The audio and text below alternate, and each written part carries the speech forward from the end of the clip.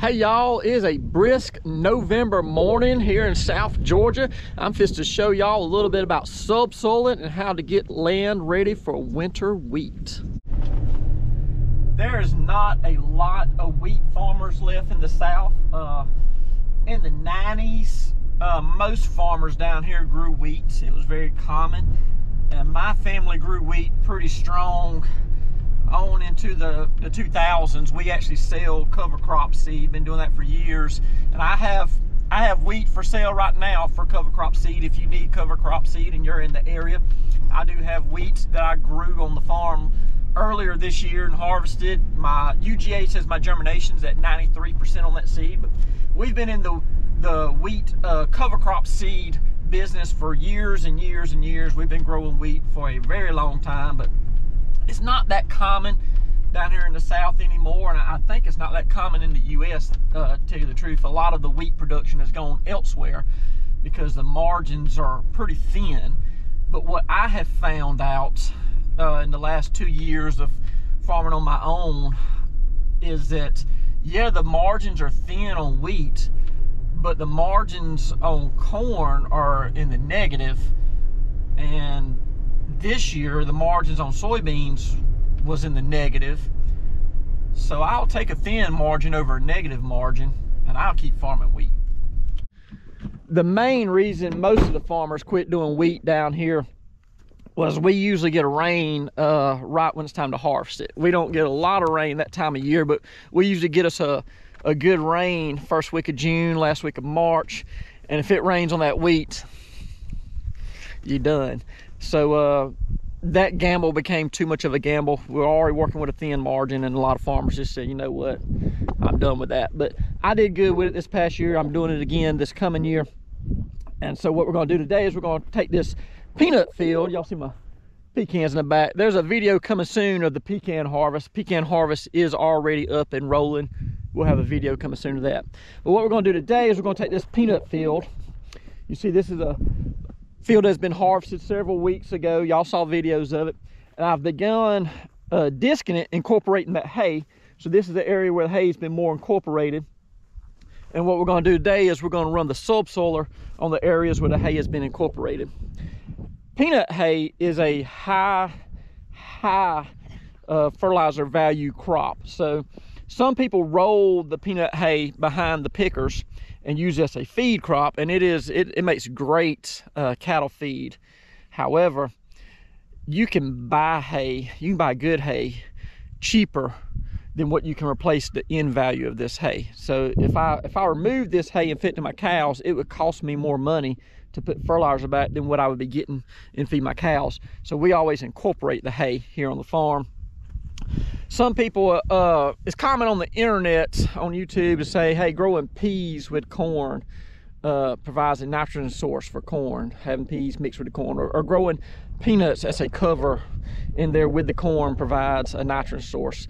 And while peas and peanuts do fix nitrogen, they take atmospheric nitrogen and use it as fertilizer. They're able to capture it. They don't just ooze nitrogen out into the soil. So a pea plant isn't oozing nitrogen out to the corn growing around it, and peanuts aren't doing it either. If you're growing peanuts or peas simultaneous with corn, you're getting that much nitrogen, zero. The nitrogen is the actual plant itself. These peanut vines, once I incorporate them and they begin to rot in the soil, they are the nitrogen. Using peanuts or peas as a cover is not giving you any nitrogen whatsoever. The rotting of those vines, after those vines have gone to fruition and been incorporated into the ground, that is the nitrogen source. So growing them simultaneous, you're getting a cover benefit, you're not getting any end benefit. And that is probably the most widespread myth I've seen on the internet. Yeah, I grow peas with this and it gives, you're not getting any nitrogen out of that. You're getting nitrogen after the pea. So my peanut nitrogen comes a year after the crop. I plant this crop in May, early May, and then we grow all summer. We pick it in October. The vines are knee deep all the way across the field. And then here in November, we incorporate them, put them in the ground, and for the next year's crop, they serve as fertilizer value.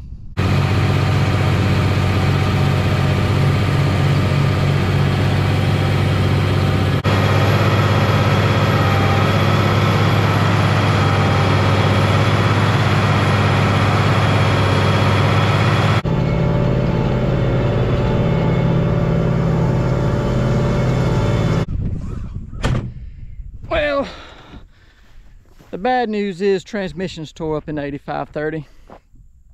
Could be what's called a RU sensor or RU valve.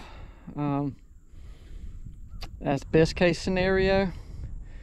The John Deere tech will have to come out here to the field, put a special gauge on it, and check the pressure levels when under a load to figure out if it is a certain valve or which valve it may be.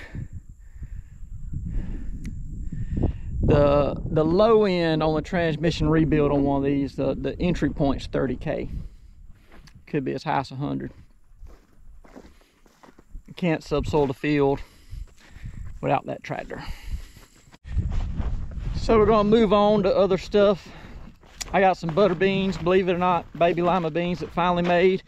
Gonna try to pick a few of them after lunch today, but currently I'm about to cut the water on my rainbow carrots. I have a couple beds of rainbow carrots planted. We planted a bed back in September, and they're out there in the middle of a field. I tried to plant them where deer wouldn't get them, so I planted in the center of a 105-acre field under a pivot, but the deer found them anyway.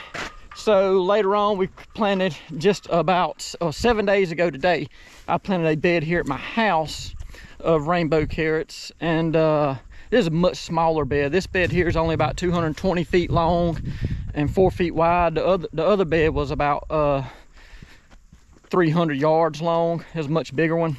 My brother-in-law has called and said that his peanuts are still a little bit too green for the Colombo to run, but the blue pickers could run. So I shot down here to Early County. We're gonna fire up this 4960 and take this a modest 2100 out there to the field and pick some of his peanuts for him this afternoon.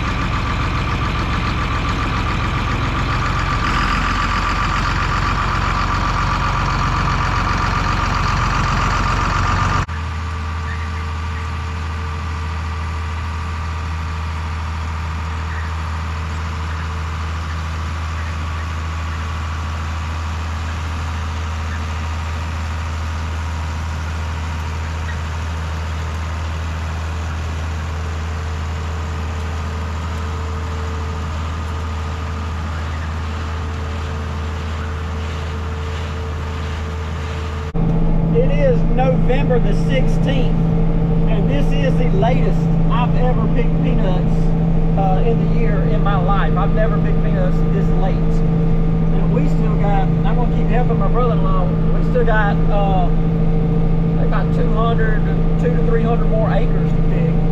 But running, today we're only running 4 pickers, but some days we're running 5. And running that many pickers, we can cover that amount of ground pretty quick. Just need them to dry down. They're not drying down quick, so it's put us sitting here waiting for a long time. But we should finish picking peanuts before Thanksgiving. And if we pick Thanksgiving, that's going to be crazy. But this is definitely the latest I've ever picked in the year by far.